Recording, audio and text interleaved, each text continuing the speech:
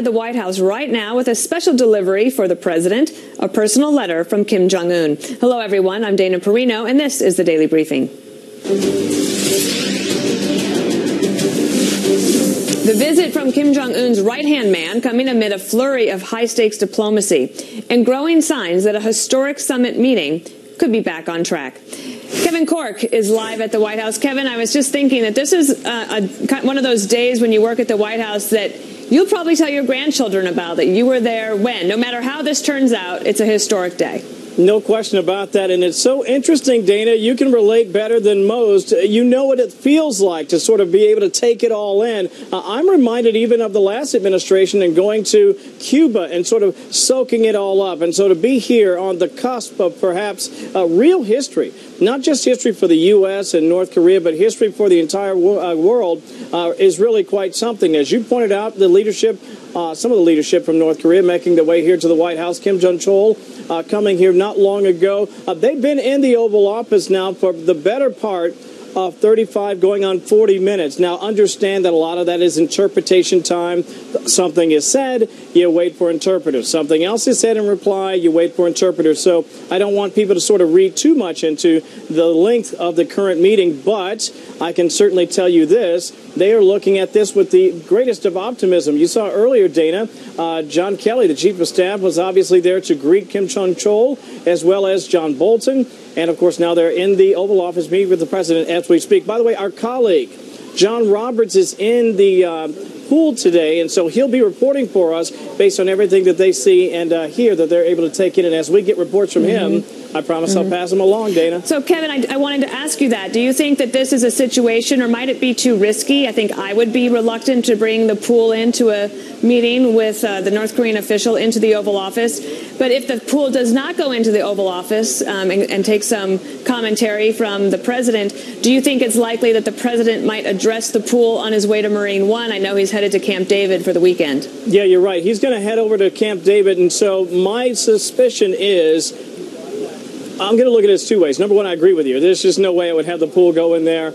I'd love to get a spray. It would be great. I think the president is unconventional, to say the least, when it comes to his media outreach and his ability and his position to directly communicate with the American people. And so maybe he'll surprise us and say, listen, I'll let you guys come in, take a quick sweep, a real quick spray, and get him out of there maybe after one comment by him and not hearing from the other side. But I certainly would suspect, Dana, if we don't get that, at a minimum, I know the president loves to talk and he loves to get his messaging out. I guarantee you, knock on wood, that we'll hear from him if he stops by the press area before heading over to Marine One. You know, Kevin, since you and I both think that it won't happen, it's going to happen. So That's right. We'll be ready, and then we'll bring that to everybody live at that point. Thanks, Kevin. You bet. Meantime, Canada, Mexico, and the European Union, all key U.S. allies, are moving ahead with new tariffs on American goods. This after President Trump lifted exemptions on steel and aluminum imports. Benjamin Hall is in London. Benjamin. Hey, hi, Dana. A lot of loud, angry voices from some very close U.S. allies across the world. And now we're hearing from some of these countries and about some of the countermeasures they want to put in place in retaliation for President Trump's announcement on these steel and aluminum tariffs. And they say that this is a trade war which cannot be won by either side. Canada, Mexico, and the European Union, like you say, are fighting back now against the decision by President Trump to slap tariffs on imports, 25% on steel, 10% on aluminum. Well, today the European Union issued a 10-page list of tariffs on U.S. goods. Among them, steel, orange juice, motorcycles, jeans, rice, and bourbon whiskey. Canada plans $12.8 billion, including aluminum, yogurt, pizza, whiskeys again, and tablecloths. And Mexico followed suit with lamps, pork legs and shoulders, sausages, apples, grapes, and various cheeses. Well, today, French President Emmanuel Macron said he told President Trump personally in a phone call that the new U.S. tariffs are illegal and a mistake.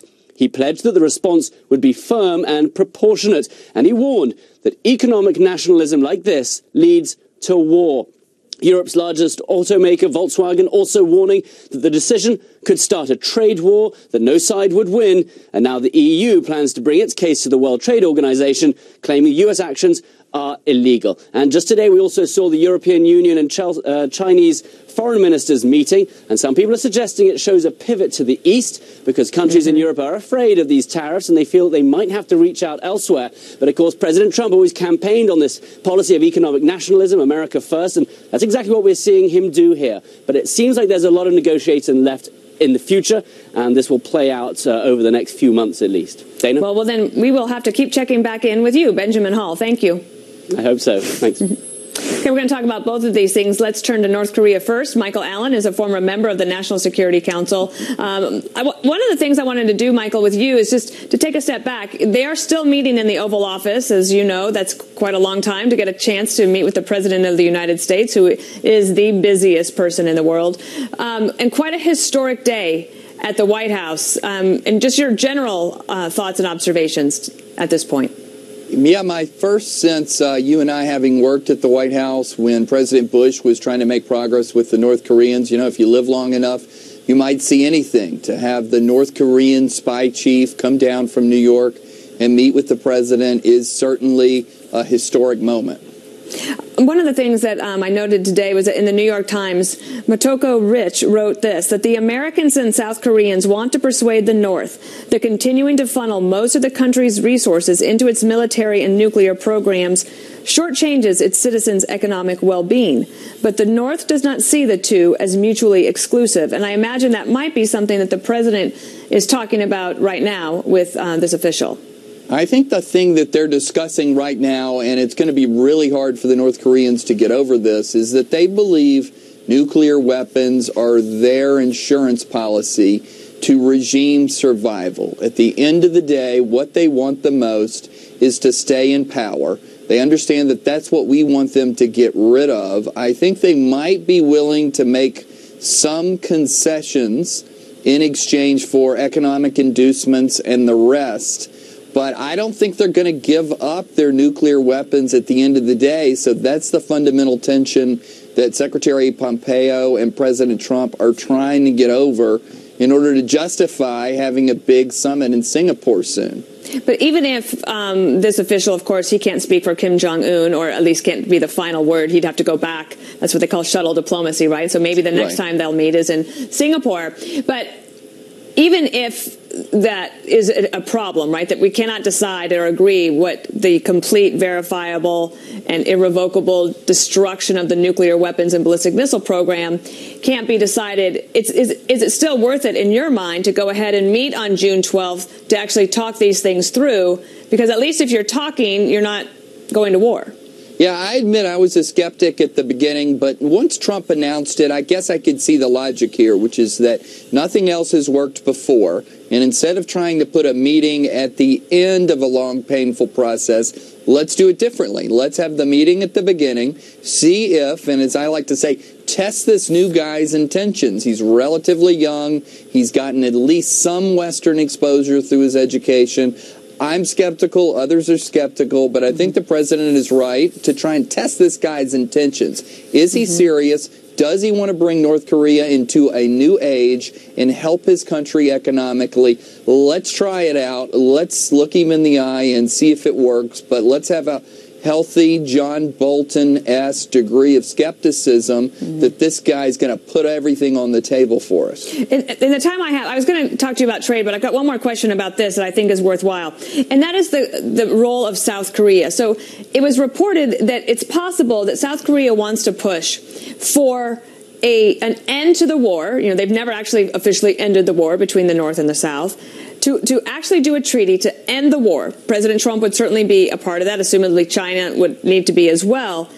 But that the South Koreans think that that is inducement enough to get Kim Jong-un to give up nuclear weapons. I find that to be a little bit far-fetched, but I wonder if President Moon of South Korea has actually suggested that very thing to Kim Jong-un. I bet he has. And you know what? That's what worries me the most, to be honest with you. The only way we got here in the first place is the maximum pressure campaign. Sanctioning these people, getting the Chinese to turn up the heat. if all of a sudden we have flowers and peace flowing out everywhere in Singapore, it kind of sends the message of, you know what, it might be all right to start trading again with North Korea. It might be all right to set up sort of joint industrial projects and the rest. And that sounds wonderful, and I want to help their people too, not their government. But I don't want to take my foot off the gas when we've got a long way to go to get these people to give up their nuclear weapons. All right, Michael Allen, thank you for being here today, and I'll have you back to talk trade. Thanks. All right. So we're keeping an eye on the Oval Office. They're still in there, still meeting. And we'll bring you any of the news out of that North Korea discussion. And new pressure on Rod Rosenstein as Senator Lindsey Graham questions whether the Deputy Attorney General should recuse himself from the Russia investigation.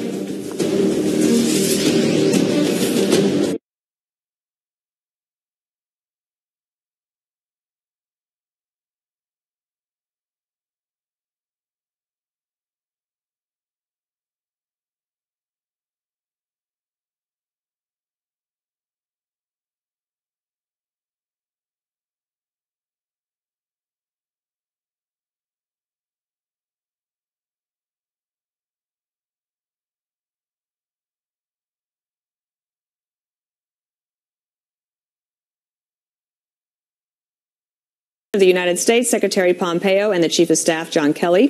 Let's bring in Chris Stirewalt. He's Fox News politics editor and editor of Halftime Report. He's in a great mood today because he's not busy at all. So we're glad to have you here.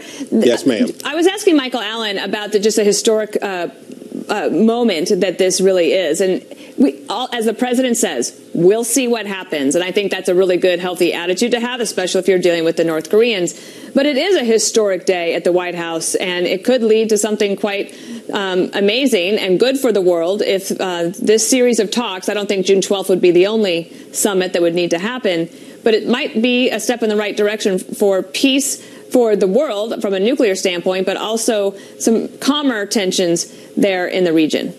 Well, look, if Republicans want to help this president, if the members of this administration want to help this president be successful, help the country be successful, be good for the region, be good, and frankly, for the people, the tens of millions of people who live in a prison state in North Korea, you got to be cool. Last time they were terrible. It was like the first time that the girl had ever said yes to a date. We're going to nominate him for the Nobel Peace Prize, and in your face, Dems, and all. And it's like, calm down.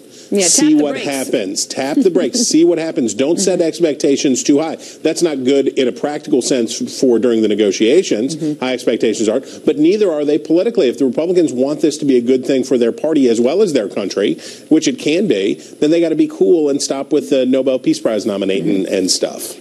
Well, let me turn to another topic because they're still meeting in the Oval Office. We're going to bring any news out of it. We will bring it to you live as soon as it happens. But in the meantime, Senator Lindsey Graham has gotten into the Russia investigation today with a letter to the Deputy Attorney General, Rod Rosenstein, questioning whether he actually should recuse himself. He asked 3 questions in this letter. Number 1, do you consider yourself a potential witness in the Mueller investigation regarding the firing of Director Comey by President Trump? 2, if not, why not? And 3, if so, should you recuse yourself from further interactions with and oversight of the Mueller investigation? What do you think is behind this, Chris?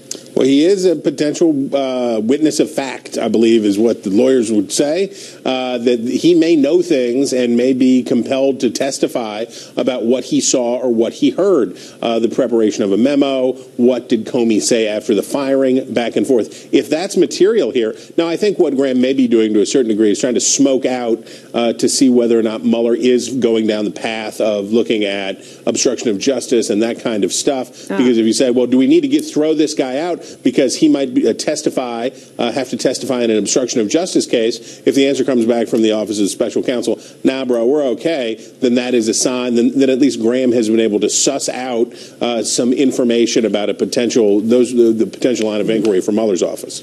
On another topic, the president yesterday, he pardoned Dinesh D'Souza.